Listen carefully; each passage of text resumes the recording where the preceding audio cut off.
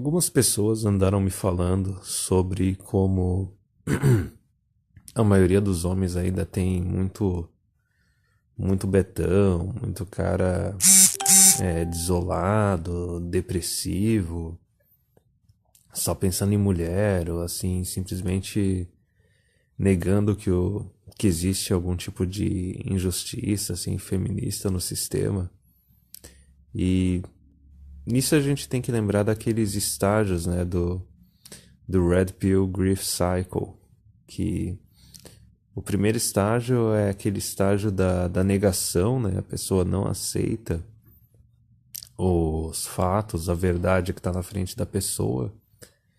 E daí eu lembro que depois tem o período do Red Pill Rage, depois tem o Vale do Suicídio, depois disso tem aquele período assim que tu começa a encontrar outros grupos que te dão apoio, tu dá apoio para esses grupos. Pode ser, no caso, Incel, PUA ou MGTOW.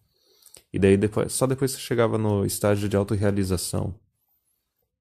E isso me lembrou aquela cena do Matrix, do primeiro filme, né? O filme que prestou da trilogia. Que daí eu acho que na época na cena era o Morpheus que falava que tu não podia tentar salvar as pessoas que ainda estavam na Matrix se elas não quisessem ser salvas. Aí tinha aquela cena acho que da mulher do vestido vermelho, né, que passava pelo Neo, e daí ele ficava prestando atenção nela, e enquanto isso uma outra pessoa próxima dele virava um agente e apontava uma arma para a cabeça dele. E daí, conforme o filme vai passando, isso fica bem claro numas cenas mais adiante, que o pessoal da equipe do Neo lá e do Morpheus, eles estão no meio de uma cidade, assim, na Matrix, e conforme as pessoas comuns veem eles lutando contra os agentes e fazendo aquelas demonstrações de habilidades deles sobre-humanas, né, quase que sobrenaturais, todas as pessoas que olham para eles acabam se tornando agentes e começam a querer atacar eles também. Então, sobre esses caras que ainda são Blue Pill ou ainda são Purple Pill, eu acho que não tem nada que a gente possa fazer no momento. O que a gente pode fazer é continuar assim, ou postando vídeos, ou comentando em redes sociais, assim, o que a gente realmente pensa e tudo mais, e deixar rolar, porque eu mesmo, assim, anos atrás, assim, tentando conversar com amigos a respeito de MGTOW, e não foi nem, pelo menos na minha sorte, foi que eu só encontrei resistência. Os caras não estavam interessados e tudo mais, mas coloca atualmente assim, como é que tu vai garantir que o cara não é um feminista, entendeu? Não é um cucão. Não é um cara que vai começar a falar mal de ti para outras pessoas. Ou pior até, se tu estiver num ambiente de ensino, numa universidade, ou até num ambiente de trabalho, tu pode acabar sofrendo uma retaliação bem pesada por causa disso. Pode vir aí uma falsa acusação de estupro de uma outra guria, falsa acusação de assédio, até alguma acusação assim no emprego que pode tornar a tua existência ali no teu emprego uma porcaria, ou até tu pode acabar sendo demitido. Então, tem uma definição que eu acho que é, pelo menos para MGTOW, né? Eu não posso falar muito a respeito de Incel ou POA porque eu nunca fiz parte desses grupos. Mas pelo menos a respeito de MGTOW, era meio que o seguinte, tu tem duas formas de tu se tornar MGTOW, o modo fácil ou o modo difícil. O modo fácil é o seguinte, tu vê algumas notícias absurdas, tu vê a hipocrisia assim do movimento feminista, da bancada feminista, e tu vai chegando à conclusão que tem algo de errado e tu vai pesquisando cada vez mais e vai aprendendo mais a respeito do sistema, mais a respeito da natureza feminina, e tu tira tuas próprias conclusões. Algum caso que é fácil também, um caminho fácil, só que também é um pouco doloroso, que é o seguinte, quando tu tem algum amigo próximo, algum parente próximo, que se ferra por causa de mulher, que toma chifre atrás de chifre, sofre uma falsa acusação, ou é prejudicado absurdamente num divórcio. E daí tu tem o pessoal que aprende do jeito difícil. O pessoal que aprende do jeito difícil, vamos pegar um exemplo bem clássico.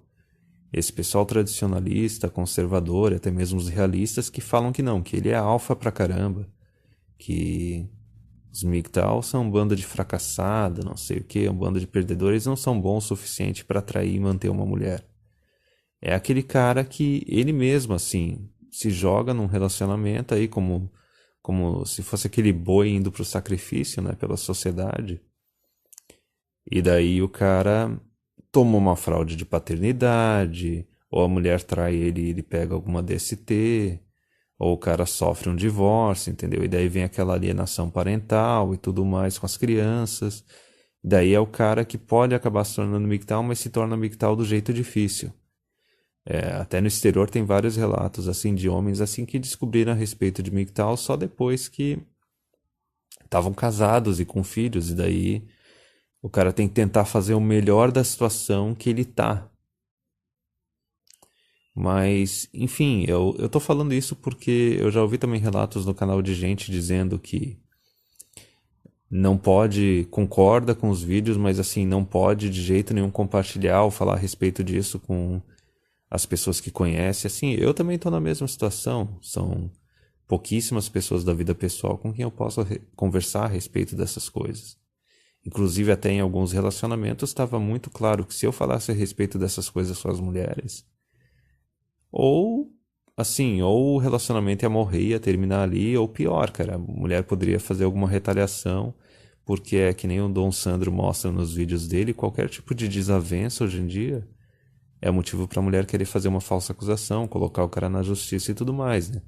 A gente tem o caso clássico de, assim, a mulher que é pega traindo e, para preservar a própria imagem, ela sacrifica o cara com quem ela traiu, ela acusa o cara de estupro. Então, assim, uma recomendação que eu sempre faço, não só para os meus vídeos, mas para os vídeos de qualquer cara aí da Manosphere Nacional, o pessoal que acompanha, que é inscrito, que comenta assim, olha, não compartilhem esses vídeos assim em Facebook. Quer compartilhar em Twitter, Gab, ou até mesmo no próprio YouTube, sair criando playlist e tudo mais, fazendo repostagem dos vídeos? Beleza, legal. Porque são ambientes assim que é mais difícil de ficarem controlando o discurso. São ambientes um pouquinho mais livres. Apesar do YouTube e o Twitter terem os seus problemas, são ambientes mais abertos. Mas assim, no Facebook é aquela coisa. Tem muito esquerdista, muito democrata, muito justiceiro social, muito feminista no Facebook. Então, assim, e o outro problema é que dificilmente pessoas no Facebook, elas atuam lá de forma anônima. Usam um nome de verdade, usam simplesmente um avatar, não colocam coisa da vida pessoal. Então, assim, por exemplo, eu sei que tu tem aquela vontade de querer tentar ajudar outros homens, sabe? De querer abrir os olhos deles, de querer convencer e tudo mais. Mas é meio uma coisa assim que o DDJ já falou que assim, a gente não tá vivendo uma guerra, não é uma guerra civil. A gente é tipo meio que a resistência, sabe? O feminismo ele ganhou há mais de 50 anos atrás. E assim, tentar ficar convencendo os outros homens, tentar ficar salvando eles é aquela coisa assim, tu não pode salvar uma pessoa que não quer ser salva. Tu pode estar até trazendo problema para tua vida, porque o cara pode ser um blue pill, um cucão de um nível tão astronômico que o cara vai se sentir ameaçado, vai querer começar a te acusar de coisas, vai querer falar mal dos outros a ter respeito, o cara vai achar que tu é aquele, é o misógino, eu não sei o que. E a gente sabe como é que o ego funciona. Da mesma forma que as mulheres, assim, quando elas querem se mostrar melhores que as outras mulheres, elas chamam as outras de puta, de vagabunda e falam, não, eu sou diferente. Pode ter certeza que tem homem que faz a mesma coisa. Eles vão querer chegar pra mulherada, assim, os caras que ainda são blue pill, ainda são escravoceta, e vão querer falar pra elas assim, olha, não, eu sou melhor que esses caras, existem caras machistas, entendeu? Sexistas, eu sou diferente, babá. Esse cara é homofóbico, apoia o Bolsonaro, a gente sabe, é o feminista, escravoceta e tudo mais. Eu espero que vocês não tenham pessoas assim na sua vida pessoal. Mas até mesmo às vezes um pessoal que parece mais de direita, parece mais de centro também. Tem uns caras que se entregam, que colocam a vagina num pedestal. E Eu lembro de quando eu estava ainda nessa fase da negação. Eu sabia que tinha alguma coisa de errado, eu comecei a pesquisar mais a respeito. E aí que tá a questão, tu não consegue trazer homens, assim, pelo menos pra MGTOW. Os caras, eles têm que chegar em MGTOW sozinhos, entendeu? Através das próprias conclusões deles. No meu caso, eu ainda estava acompanhando coisa daqueles grupos lá da MRA, né? A Voice for Men Brasil, essas coisas.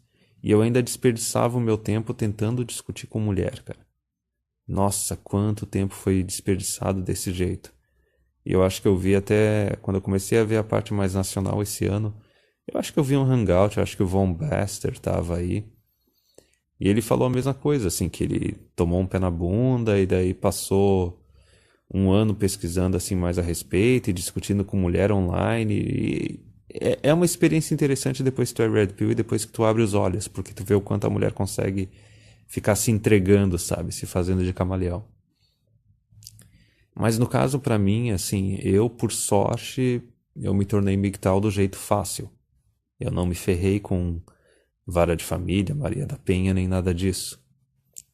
No meu caso, eu lembro que eu escutava o podcast do Bill Burr, aquele comediante norte-americano lá, que ele faz também bastante sketch assim de stand-up, falando assim de besteira de feminismo, em relação entre homem e mulher e tudo mais.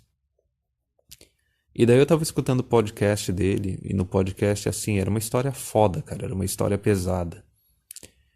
Era um cara lá dos Estados Unidos mandando uma carta pra ele, assim, um e-mail, dizendo que, contando a história dele, que basicamente ele se casou, e daí nasceu a filha, só que a filha não era parecida com ele, não era parecida com a mulher. Daí tá, mas beleza, o cara foi cuidando da criança, né? Genética às vezes é maluca, mas conforme a criança foi se formando e se tornando maior, ele foi percebendo mais e mais que não era parecido com nenhum dos dois. E então ele fez um exame de DNA, quando a criança tinha uns 6 anos de idade, algo assim, e descobriu que a criança não era dele. Pois bem, ele não conseguiu lidar isso, sorte dele, né? Ele não ficou aturando isso daí barato. E daí ele se divorciou da mulher. Só que é aquela coisa, ele tinha criado um vínculo com a criança, ele gostava da criança e continuou pagando pensão pra tu ver como é que é homem, sabe? Mesmo quando o cara é ferrado totalmente, ele ainda assim ele tenta fazer uma coisa certa e ele se preocupa com a parte mais fraca. Mas enfim, a parte mais pesada da história, se é que isso já não foi pesado, foi que a mulher dele, mais pra frente, né, lógico, né, aquelas brigas de ex-mulher com ex-marido e tal, ela chegou numa discussão e falou pra ele que assim, a filha não era dele mesmo e que a filha na verdade era do cara com quem ela estava namorando agora. Então pensa nisso. Tu descobre que a criança não é tua, tu se divorcia da mulher, continua sustentando a criança, e a mulher pega e vai namorar ou vai morar junto com o cara que é o verdadeiro pai da criança, e tu é o trouxa que tem que ficar sustentando a mulher e a criança enquanto o Ricardão tá lá tendo acesso à mulher e tudo mais. Eu acho que isso foi lá em 2011 e no final da história, assim, o cara tenta entrar na justiça para não ter que ficar pagando mais pensão e exigir assim que seja feito um exame de DNA nesse outro cara e tal. E o cara não consegue de jeito nenhum. É aquela história assim.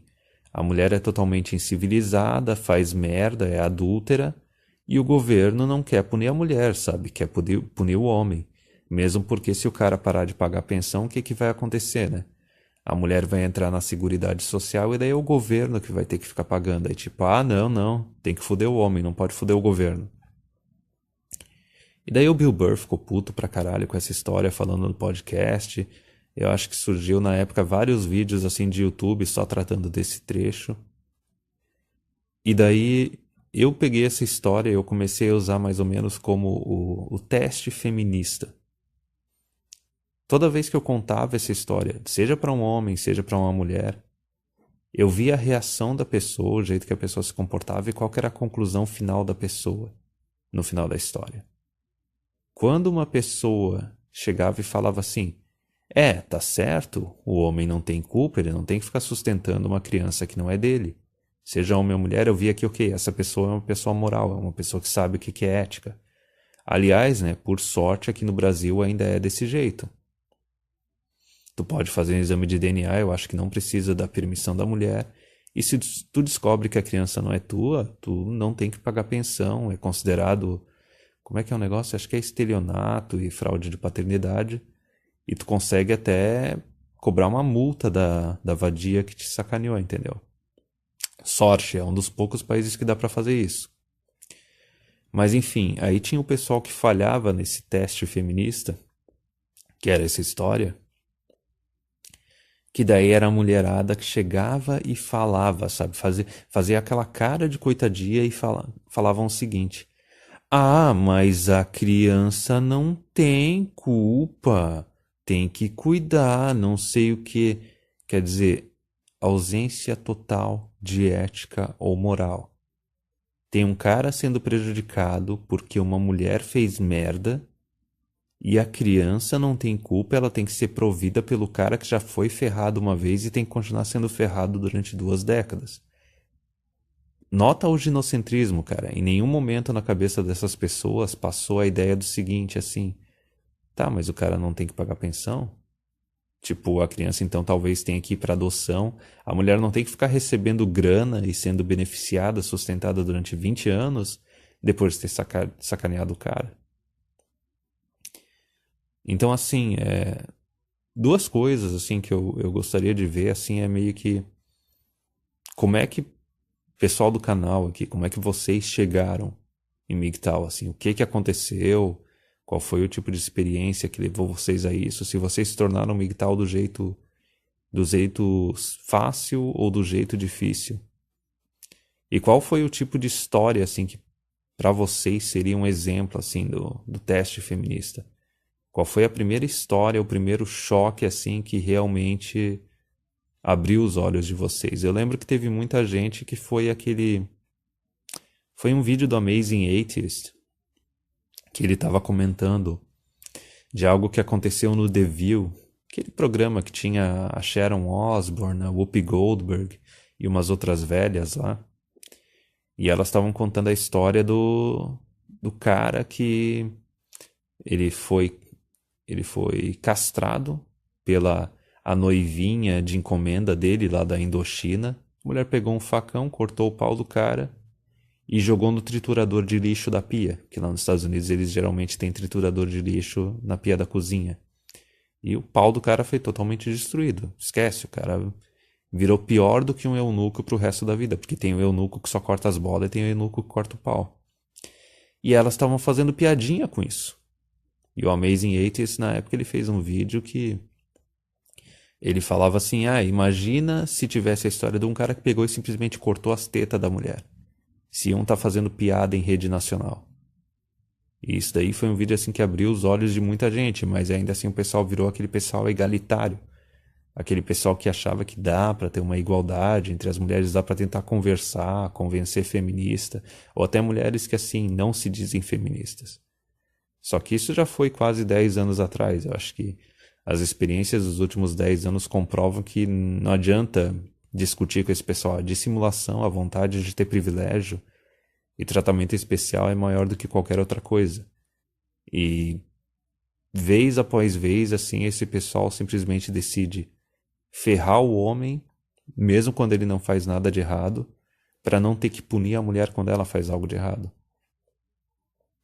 Então, assim, resumo, assim, não adianta tentar convencer outros homens, assim, eles têm que chegar nessa posição, eles têm que vir para MGTOW por vontade própria, por iniciativa própria, acontecendo algo muito grave com eles ou não acontecendo nada de grave, mas vendo o mundo à sua volta, né, do jeito fácil e do jeito difícil. E o que eu gostaria de saber é isso, assim, o que aconteceu com vocês, assim, para trazer vocês para MGTOW. E qual seria o exemplo, assim, de uma história teste feminista, uma história, assim, que foi tão pesada que realmente abriu os olhos de vocês e vocês não conseguiram voltar atrás.